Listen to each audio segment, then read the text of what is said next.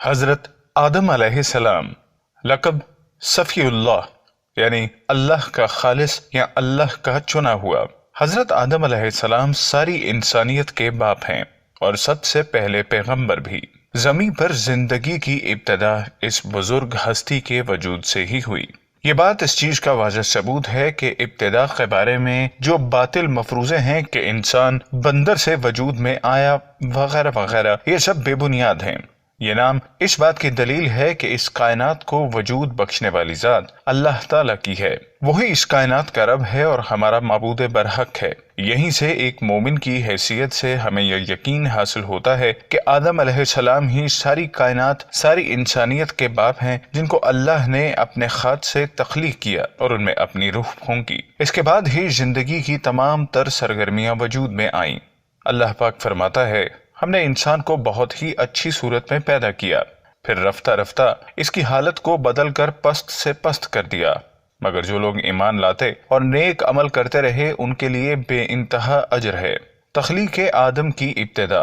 سورہ بقرہ کی آیت نمبر 30 میں اللہ تعالیٰ فرماتے ہیں کہ انہوں نے فرشتوں کو خبر دی کہ زمین میں آدم کو میں اپنا خلیفہ بنا رہا ہوں۔ فرشتوں نے سمجھا کہ یہ خلیفہ زمین میں دنگا فساد کرے گا، اس لیے بارگاہ الہی میں عرض کیا، اے رب، تو زمین میں ایسے شخص کو خلیفہ بنانا چاہتا ہے جو خرابیاں کرے اور کشت و خون کرتا پھرے۔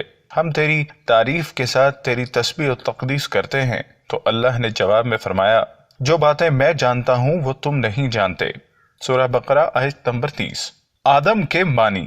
اللہ نے حضرت آدم علیہ السلام کو مٹی سے بنایا۔ اس بنا پر آپ کا نام آدم رکھا گیا کیونکہ آدم کو عدیم الارض سے پیدا کیا گیا۔ سعید بن جریر سے مروی ہے، آدم الارض زمین کی اوپری سطح کو کہتے ہیں۔ نبی صلی اللہ علیہ وسلم کا ارشاد ہے کہ اللہ نے آدم علیہ السلام کو مٹی کی ایک مٹھی سے بنایا جس کو زمین کی سب سطحوں سے لیا گیا۔ اس لیے اولاد آدم کی رنگتوں یا فطرتوں کے بارے میں فرق ہے، یعنی سرخ، سفید یا نرم اور سخت طبیعت وغیرہ۔ بعض روایات میں ہے کہ آدم علیہ السلام کا خمیر مٹی سے بنا کر 40 دن تک رکھا گیا۔ کچھ کا کہنا ہے کہ 40 سال تک، پھر اس میں روح پھونک دی گئی۔ مسند احمد کے مطابق آدم علیہ السلام کو جمعہ کے روز تخلیق کیا گیا۔ قرآن کریم میں ان کی تخلیق سے متعلق جو باتیں بیان ہیں وہ یہ ہیں، آدم علیہ السلام کو مٹی سے بنایا گیا۔ آپ کو تین یعنی پانی میں گندھی ہوئی مٹی سے بنایا گیا جو کہ لیس دار اور چپچپی تھی۔ پھر یہ مٹی سلسلال بن گئی۔ سلسلال اس مٹی کو کہتے ہیں جو خشک ہو کر کھنکھناتی ہے۔ ارشاد فرمایا، اس نے انسان کو ٹھیکرے کی طرح کھنکھناتی ہوئی مٹی سے پیدا کیا۔ سورہ الرحمن۔ پھر اللہ نے ان کی تخلیق کو پورا کر کے اس میں روح پھونکی۔ اللہ نے ارشاد فرمایا، انسان کچھ ایسا جلد باز ہے گویا جلد بازی سے ہی بنایا گیا ہے۔ سورہ الانبیاء۔ حضرت آدم علیہ السلام کو اسماء کی تعلیم۔ حضرت آدم علیہ السلام کی تخلیق کے بعد اللہ تعالیٰ نے آپ کو سب چیزوں کے اسم سکھائے۔ ارشاد ہوا، اور اس نے آدم کو ہر چیز کے نام سکھائے۔ سورہ البقرہ۔ اللہ تعالیٰ نے حضرت آدم علیہ السلام کو ہر خاص و عام، چھوٹی اور بڑی چیز کی تعلیم فرمائی۔ ہر چیز کا نام آپ کو یاد کروایا، غرض کہ جب آپ کو سب چیزوں کے نام سکھا دیے تو آپ کو فرشتوں کے سامنے پیش کیا اور کہا، اگر تم جانتے ہو تو مجھے ان چیزوں کے نام تو بتاؤ۔ فرشتے نہ بتا سکے اور کہنے لگے، تو پاک ہے، جتنا علم تو نے ہمیں بخشا ہے اس کے سوا ہم کچھ نہیں جانتے، بے شک تو دانا اور حکمت والا ہے۔ سورہ البقرہ۔ اس پر اللہ نے آدم علیہ السلام کو یہ حکم دیا، اے آدم، تم ان فرشتوں کے ان چیزوں کو نام بتاؤ۔ جب انہوں نے ان چیزوں کے نام بتا دیے تو فرشتوں سے کہا، کیوں؟ میں نے تم سے نہیں کہا تھا کہ میں آسمانوں اور زمین کی سب پوشیدہ باتوں کو جانتا ہوں، اور جو تم ظاہر کرتے ہو اور جو تم چھپاتے ہو مجھے سب معلوم ہے۔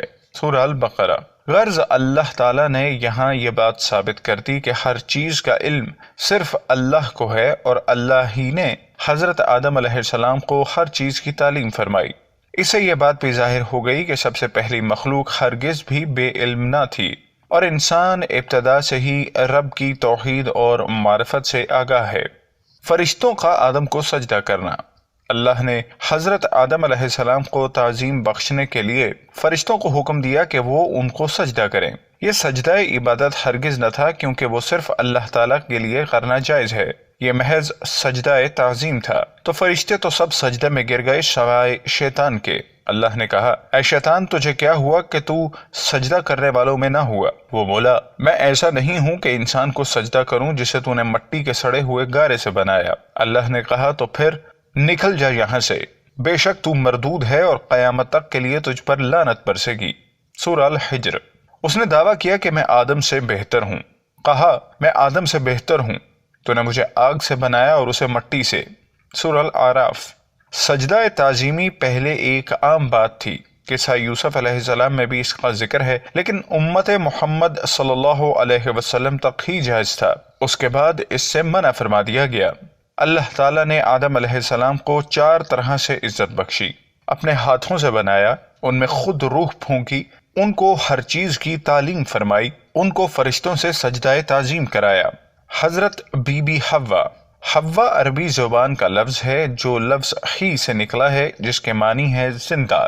کیونکہ حضرت حوا علیہ السلام کو آدم علیہ السلام کی پسلی یعنی ایک زندہ چیز سے تخلیق کیا گیا، اس لیے ان کا یہ نام رکھا۔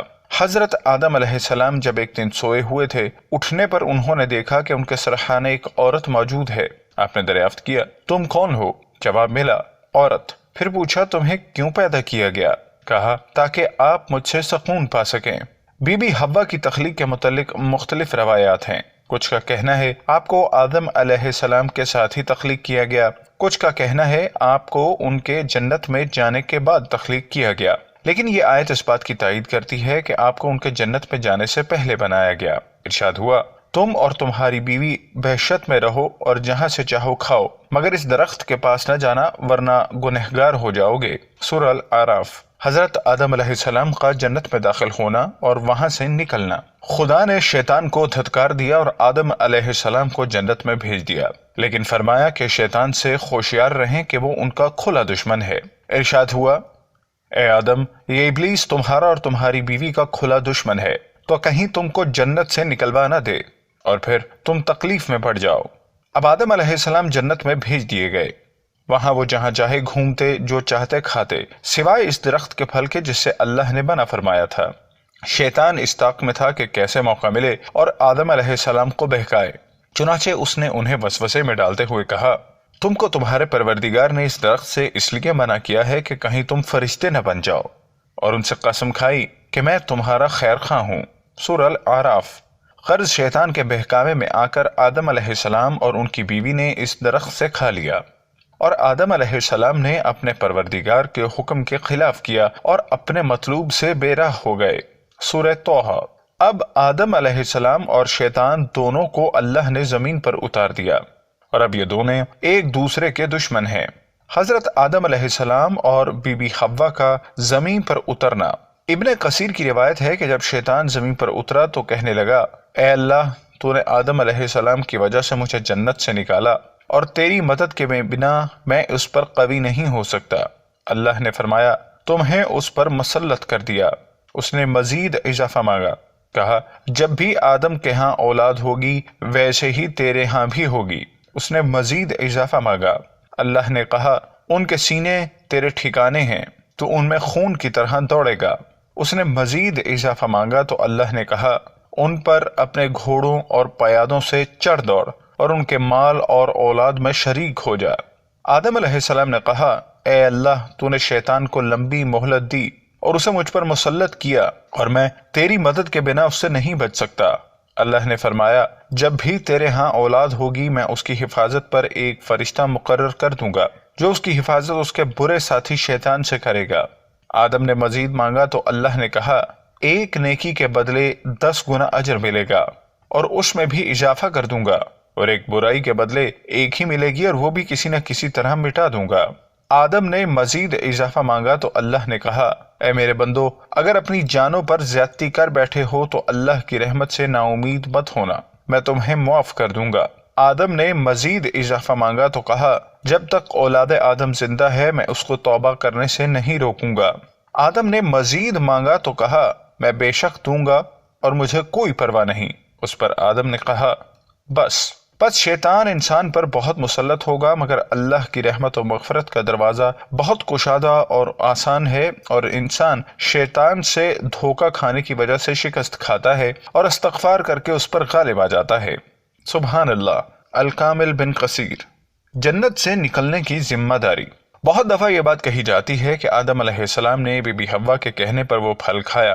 اسی مفروضے کی بنیاد پر لوگوں نے یہ نظریہ بھی ایجاد کر لیا کہ عورت ہر برائی کی جڑ ہے، لیکن ایسا نہیں ہے۔ قرآن میں صرف بیان ہے کہ اللہ نے دونوں کو مخصوص درخت کا پھل کھانے سے منع فرمایا، لہٰذا جنت سے بے دخل ہونے کی ذمہ داری دونوں پر ہی عائد ہوتی ہے۔ فرمایا تم دونوں اس درخت کے پاس مت جانا ورنہ گنہگار ہو جاؤ گے، سورہ البقرہ۔ اور فرمایا اے آدم، یہ شیطان تمہارا اور تمہاری بیوی کا دشمن ہے، خیال رکھنا یہ تمہیں جنت سے نہ نکلوا دے، سورہ طٰہٰ۔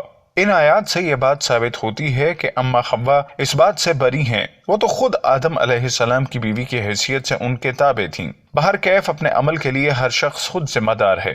حضرت آدم علیہ السلام کی نبوت، آپ دنیا میں سب سے پہلے بندے بھی ہیں اور پیغمبر بھی۔ قرآن کریم میں آپ کو صاف لفظوں کے ساتھ پیغمبر تو نہیں کہا گیا، لیکن دوسرے پیغمبروں کی نبوت بتانے کے لیے اللہ نے جو استفی کا لفظ استعمال کیا ہے وہی آپ کے لیے بھی استعمال کیا ہے۔ فرمایا خدا نے آدم اور نوح کو چن لیا، سورہ آل عمران۔ اسی طرح آپ کے بارے میں اجتبی کا لفظ بھی استعمال ہوا ہے۔ غرض یہ کہ آپ کی نبوت کے بارے میں بے شمار دلائل ہیں جو قرآن و حدیث سے واضح ہیں۔ ایک سوال یہ بھی ہے کہ آپ کی نبوت کے بارے میں قرآن میں صراحت کیوں نہیں؟ اس کا جواب یہ ہے کہ جن باتوں میں کوئی شک و شبہ کی گنجائش نہ ہو وہاں صراحت کی ضرورت نہیں ہوتی۔ حضرت آدم علیہ السلام وجود میں آنے کے لحاظ سے بھی پہلے انسان ہیں، اور آپ نے اللہ سے جو علم حاصل کیا وہ بالواسطہ وہی ہے، لہٰذا آپ کی نبوت میں ہرگز کوئی شبہ نہیں۔ اولاد آدم علیہ السلام، اللہ نے آدم علیہ السلام اور بی بی حوا کو زمین پر اتار دیا۔ اب ان کی نسل کو آگے بڑھانا تھا تو اللہ نے ان کو روز ایک بیٹے اور بیٹی کی نعمت سے نوازا۔ پہلے دن پیدا ہونے والے بیٹے کا نکاح دوسرے دن پیدا ہونے والی بیٹی سے ہوتا، اور اسی طرح پہلی دن پیدا ہونے والی بیٹی کا نکاح دوسرے دن پیدا ہونے والے بیٹے سے کیا جاتا۔ اس کا مقصد دنیا میں انسان کی نسل کو بڑھانا تھا۔ آپ کی اولاد میں سے جن کا ذکر قرآن میں آیا ہے ان میں حابیل علیہ السلام، قابیل علیہ السلام اور شیش علیہ السلام شامل ہیں۔ روئے زمین پر پہلا قتل، حابیل کی بہن سے قابیل کی شادی ہونا تھی اور قابیل کی بہن سے حابیل کی، لیکن چونکہ قابیل کی بہن خوبصورت تھی تو قابیل کے دل میں حسد پیدا ہوا۔ اس نے حابیل سے کہا میں تمہیں قتل کر دوں گا۔ آدم علیہ السلام کو ڈر تھا، لہٰذا انہوں نے کہا تم دونوں اللہ کی راہ میں قربانی پیش کرو، غرض جس کی قربانی قبول ہو گئی اسی کی شادی اس قابیل کی بہن سے ہوگی۔ قابیل جو کہ بکریاں چراتا تھا اپنے ریوڑ سے سب سے اچھا بچڑا چن کر لایا اور اللہ کی راہ میں قربان کیا، جبکہ قابیل جو کہ کھیتی باڑی کرتا تھا سب سے سوکھی گھاس قربانی کے لیے اٹھا لایا۔ اس دور کے طریق کے مطابق آسمان سے ایک آگ کا شعلہ آیا اور بچڑے کو لے گیا، جس سے ثابت ہوا کہ حابیل کی قربانی قبول ہو گئی۔ قابیل طیش میں آ گیا۔ شیطان نے اس موقع سے فائدہ اٹھاتے ہوئے اس کو مزید بہکایا، غرض اس نے ایک پتھر مار کے سوتے ہوئے بھائی حابیل کو قتل کر دیا۔ حضرت آدم علیہ السلام کی وفات، حضرت آدم علیہ السلام کی وفات سے متعلق مختلف روایات ہیں۔ کچھ کا کہنا ہے کہ ان کی عمر 960 برس تھی، کچھ کے مطابق 957 برس تھی۔ ابن کثیر سے روایت ہے کہ ابن قاب رضی اللہ تعالیٰ عنہ کہتے ہیں کہ حضرت آدم علیہ السلام نے موت کے وقت جنت کے پھلوں کی خواہش کی۔ ان کے بیٹے تلاش میں نکل گئے، راستے میں فرشتے ملے تو انہوں نے کہا کہ اس کی ضرورت نہیں، ان کی موت کا وقت آ گیا ہے۔ اب واپس آئے اور حضرت آدم علیہ السلام سے چمٹ کر رونے لگے تو انہوں نے فرمایا پیچھے ہٹو، مجھے پہلے ہی میری عمر سے زیادہ مہلت دے دی گئی ہے۔ چنانچہ فرشتوں نے ان کی روح قبض کر لی، ان کو غسل دیا، کفن پہنایا اور دفن کیا، اور فرمایا یہ تمہارے مردوں کو دفن کرنے کا طریقہ ہے۔ ایک اور روایت ہے حضرت شیس علیہ السلام نے جبرائیل علیہ السلام سے نماز جنازہ پڑھنے کو کہا تو انہوں نے کہا آپ اپنے والد کی نماز جنازہ پڑھیے، تو شیس علیہ السلام نے 30 رکعتوں کے ساتھ نماز پڑھی اور ان کی تدفین کی۔ کہتے ہیں کہ آپ کو جبل ابن قبیس کے گھر غار کنز میں دفن کیا گیا۔ حضرت ابن عباس رضی اللہ تعالیٰ عنہ کے بقول حضرت نوح علیہ السلام نے طوفان کے بعد کشتی سے اتر کر آپ کو بیت المقدس میں دفن کیا۔ حضرت حوا کے بارے میں بھی بہت سی روایات ہیں کہ آپ بھی آدم علیہ السلام کی وفات کے 1 سال بعد ہی انتقال فرما گئیں اور ان کے ساتھ ہی دفن ہوئیں۔